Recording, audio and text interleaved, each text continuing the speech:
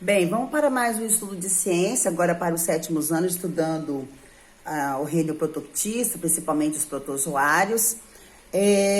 Os protozoários, só lembrando aqui, é um dos micróbios junto com as bactérias que nós já estudamos, que são seres também que podem ser nocivos ou não, né? Protozoários, na realidade, são os micróbios que têm esse nome que vem do latim, devido a entender que são os que vieram antes dos animais, ou primeiros animais também. Eles, junto com as algas, fazem parte do reino protoctista ou protista, como alguns livros falam. Esse reino vai incluir não só os protozoários, como as algas. Então, em linhas gerais, esse reino, o reino protista, ao contrário do reino monera, ele vai ter os seres eucariontes, ou seja, que já tem o núcleo individualizado, mas vai incluir tanto os seres unicelulares, que são os protozoários e as microalgas, como também pluricelulares, que são as algas maiores, ou macroalgas. Especificamente dos protozoários, vamos estar lembrando aqui, que eles são seres unicelulares, eucariotas, mas são heterótrofos. Eles se alimentam da matéria morta, principalmente, ou de outros seres vivos. E também, a maioria deles, eles são aquáticos, mas pode viver também no solo. E nesse caso aqui, existem tanto aqueles que são parasitas, que provocam doenças, como aqueles também que podem viver, vamos dizer assim, com outros seres vivos, vendo mutuamente, ajudando o outro como forma benéfica de simbiose entre eles, como que acontece, por exemplo, no intestino do cupim, que ele só consegue digerir a celulose da madeira, tendo um tipo de protozoário no intestino dele. A reprodução desses seres, né, dos protozoários, eles são de reprodução assexuada, a maioria deles. Essa reprodução aqui, ó, que é chamada de reprodução binária ou também de divisão celular, onde um indivíduo, não tem macho nem fêmea, se divide formando outros dois indivíduos. Então, são exatamente clones, né, que a gente fala. Esses protozoários também, eles têm mecanismos de locomoção, que é prolongamento da sua membrana plasmática. Pode ser em forma de pseudópodes ou falsos pés. Aqui, ó, nós temos um exemplo da ameba, que é classificado todos esses protozoários que têm falsos pés como risópode ou risópodo. Tem também os protozoários que têm cílios para locomoção. Aí eles são classificados como protozoários ciliados. Aqui como exemplo, aqui nós temos o paramécio. E também ele pode possuir, além de falsos pés e cílios, ele pode possuir também para a sua locomoção flagelos, que é um prolongamento maior da membrana plasmática dele. Que aí esse grupo aqui é chamado de flagelado.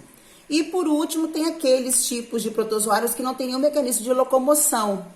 São chamados, então, de esporozoários. Alguns livros também trazem o nome de apicomplexos, mas esporozoário é o mais encontrado.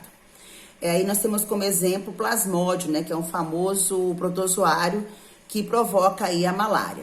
Então, falando agora das proteoses, ou seja, das doenças causadas por protozoários, as mais conhecidas, mais famosas, e muitas delas são endêmicas, inclusive no Brasil, de regiões do Brasil.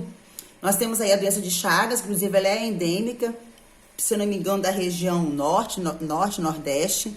Essa doença tem como transmissão a picada do inseto barbeiro, que quando ele pica, a gente acaba coçando e espalha nas fezes, onde contém esses protozoários, que é o Trypanosoma cruzi. A prevenção seria o combate ao barbeiro, evitando construções de pau a pique, de barro, e tratamento do doente, que aí não tendo doente, se o barbeiro vier picar um doente, ele acaba não transmitindo para outra pessoa. A amebise ou desinteria amebiana, ela já é transmitida através da água de alimentos contaminados, né, que não são bem cozidos, bem lavados, e aí, obviamente, a higiene desses alimentos, água tratada, saneamento básico, além do tratamento do doente, também seria uma forma de evitar, né, de prevenir, ou seja, uma profilaxia da doença.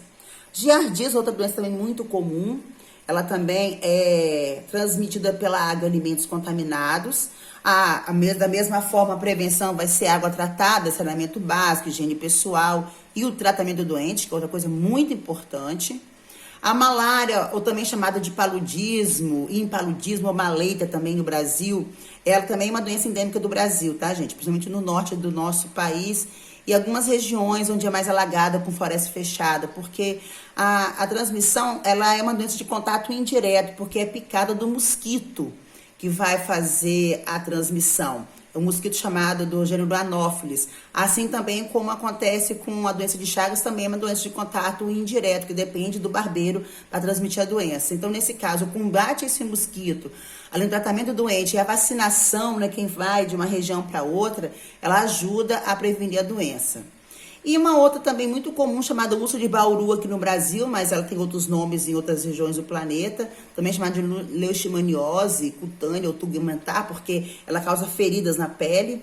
Ela também é uma outra doença de contato indireto, que é a picada das fêmeas do mosquito palha, muito comum chamado de mosquito palha na nossa região.